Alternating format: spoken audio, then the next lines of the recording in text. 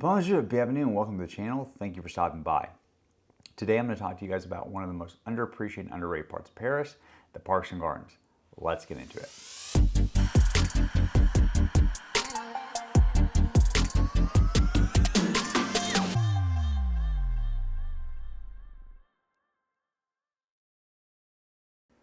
So I have to admit, never thought I'd make this video because I'm not a parks and gardens person. I'm going to talk to you about the 5 parks I visited while I was here. I visited Jardin du Tuileries, Jardin du Luxembourg, Parc de Saint, the Elevated Gardens, and Parc St. Generally, I'm going to work my way from the closest to the city center, i.e. the closest to the first arrondissement, out to Parc St. Cloud, which will be the last park we talk about that's in the suburbs. And as we go through, I'm going to kind of point out the features that set Paris parks apart and that seem to be, to me, common to all parks. So let's start with park number 1, Jardin du Tuileries. Jardin du Tuileries, just to give you a brief history, was early to mid 1500s when it was first created. I believe the exact year is 1546. And the first thing I'm showing you is the water feature. Characteristic number 1 of pretty much every Paris park is it has water features. These water features play a prominent role in Parisian life.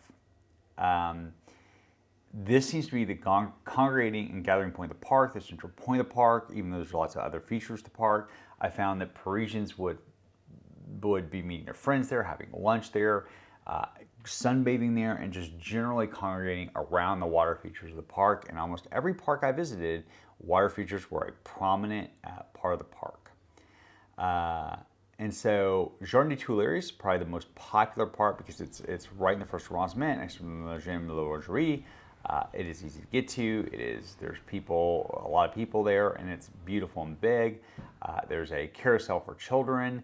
There's all kinds of things. I highly recommend checking it out. Parc Luxembourg is probably the second historical park and is a good demonstration of all 3 of the characteristics that seem to be common to all Paris parks. But in Parc Luxembourg, in addition to the water features that I've shown you, I will also point out the amazing landscaping. And this was true of all the parks, but in Paris parks, I think what got me was it feels like not only every tree in place, every branch is in place, but every leaf is cut and in place, right? The landscaping of the park as a whole isn't just we planted some flower beds and aren't they pretty. It's look at how we manicured this park to be this almost work of art, right? And we'll get to that in a minute.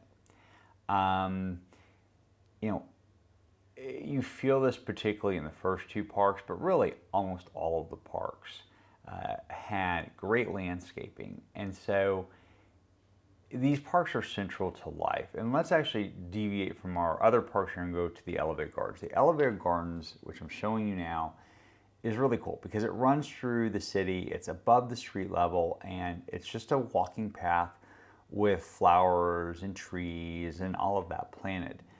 But what made it kind of cool was there's benches everywhere. And again, you just see Paris life, right? There's an integration of the nature into the city that I thought was just really cool about the Elevated Gardens.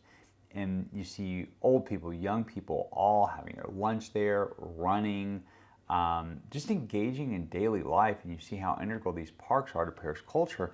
And frankly, if you didn't know it was there and you were just visiting, you may never see it because you may never look up. So the Elevated Gardens are pretty cool. They're not as pretty as a lot of the parks, and everything's small, right? They have some small water features and some small sculptures. The Elevated Gardens is probably more your day-to-day park. I thought it was cool because it's up, you have some channels like through buildings, and it's the integration of a park into an urban environment in a more modern way, right? All the other parks are old. I don't think Elevated Gardens is very old.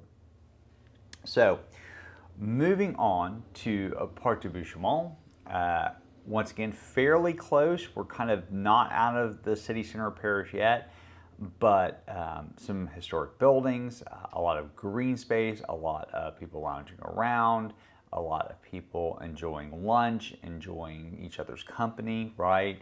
a real integration into Parisian life. So let's talk about the third characteristic of Parisian parks is sculptures and art integrated in the parks. Now, if you pay attention earlier in Jardin du Tuileries, I showed you some of the sculptures, I showed you some of the art. I did the same in Luxembourg. But it even carries to like Parc St. Parc St. is more of a national park. It's on the edge and outskirts of Paris. It takes about 30 to 45 minutes to get there via train, depending on where you're leaving from, right? It took me about 30 minutes. It's on the way to Versailles. I actually recognized the stop. I'm like, oh, is this right by Versailles? No, it's actually further than you think. It is a national park. It's big, and it demonstrates really all three characteristics. You have amazing landscaping. You have a lot of sculptures, and unfortunately, when I was there, the water features were not turned on, but I was there midweek, and I kind of wonder if maybe that's why.